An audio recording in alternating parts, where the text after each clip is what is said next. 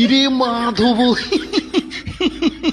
Guys guys ମୁଁ ତ ଭାବୁଥିଲି ଇଏ ବାଳ ଗଣ୍ଡାକୁ ପଛପଟରୁ ଆକ୍ରମଣ କରିକି ତା ଅଣ୍ଡକୁଶ କାମୁଡ଼ିକି ଛିଡ଼ି ଆଣିବି, କିନ୍ତୁ ସିଏ ତାର କିନ୍ତୁ ଅଲଗା ପ୍ଲାନ୍।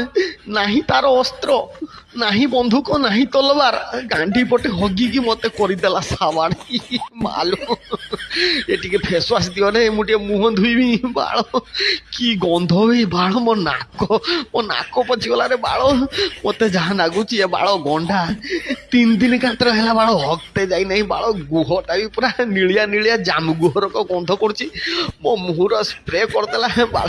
ମତେ ଲାଗୁଛି ଆଉ 2 ମିନିଟ୍ ପରେ ମୁଁ ସେନ୍ସଲେସ୍ ହେଇକି କୁମାକୁ ପଡ଼ିଯିବି। ମାଲୋ ଏଇ ବାଳ ଏଠି କେଇଠି ଗଡ଼ିଆ ଫଡ଼ିଆ କା ଅଛି କୁହରେ, ମୁଁ ଯାଇକି ଟିକେ ବୁଡ଼ିକି ଆସେ। ନହେଲେ 2 ମିନିଟ୍ ଯଦି ରହିବ ଏ ଗୁହଟା ମୋ ମୁହଁର ବାଳ, ମୋ ଦେହ ସାରା ଏ ଗୁହର ବିଷ ଚରିଯିବ। ଆଉ ଆଗାମୀ 7 ପିଢ଼ି ଯୋଉ ଛୁଆ ଜନ୍ମ ହେବେ ଆମ କତରୁ ବାଳ, ମୋ ଛୁଆମାନେ ସବୁ ବିକଳାଙ୍ଗ ହେଇକି ଜନ୍ମ ହେବେ ୟା ଗୁହ ଗନ୍ଧରେ ମତେ ଲାଗୁଛି।